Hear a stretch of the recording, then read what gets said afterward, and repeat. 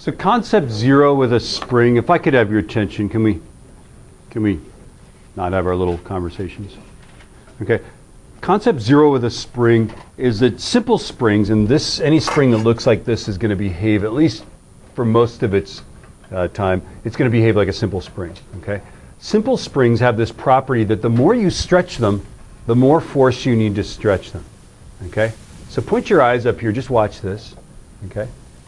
The more I stretch this thing, the more force I have to exert to stretch it. Does that make sense? And that force is, by the way, called a restoring force. And sometimes when you see that, there's a minus sign on there. I just left it off because people find it confusing. But if I stretch it this way, the spring is exerting a force on me this way. And that's why there's sometimes a minus sign there, right? I'm going to leave it off because it doesn't really help us understand this, right?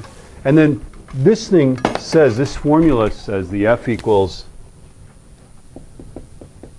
Kx, specifically that it's a simple straight line. This is a linear spring, a simple spring. Okay? And so if we make a graph of F versus X, if you did some lab where you measured, you changed the stretch length, and why we might do that lab, right? Okay? It would actually be a line with a 0 y-intercept and a slope of, be more clever. Okay, there we go. Yeah, there we go. Right, so this is y equals mx plus b, and x literally is x, right? Okay, so the slope of this thing is k. Yeah? So k has this property of being the stiffness of the spring. The thing that k means is how many newtons of force you would have to exert to stretch that spring an entire meter. This spring takes about 30 to 35 newtons of force to stretch it a meter. Now, I'm not going to stretch it a meter because it would not go back.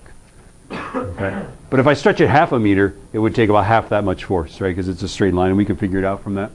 Your car springs take millions of newtons to compress them or stretch them a meter. And that's because, have you ever seen the springs on your car?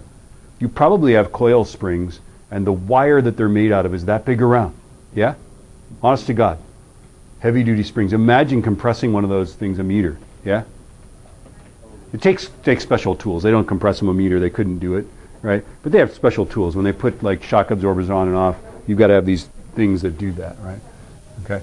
So F equals Kx, and then this is important too. Also, that X, you don't lose track of this. This is not the length of the spring. That's how much you've changed the length of the spring. So it might help to put a delta X on there.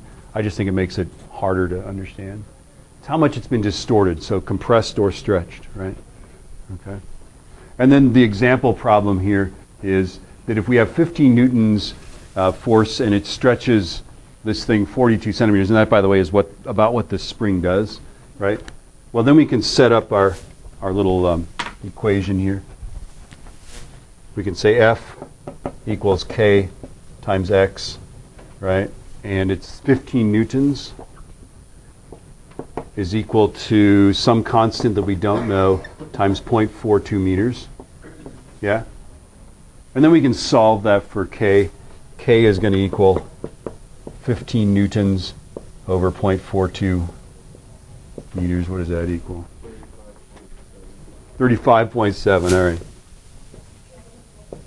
And then I think we only have 2 sig figs, so we'd have to say about 36. And the units we get, again, are newtons per meter. It's how many newtons you would need to stretch that thing a whole meter, right? And we figured it out, by the way, without stretching it a whole meter. Isn't that a neat trick? It's the power of division, yeah? Yeah. Okay. You guys ready to try this?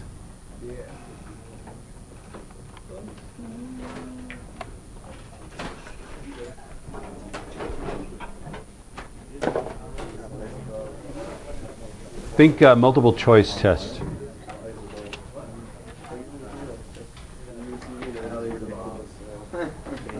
Yeah.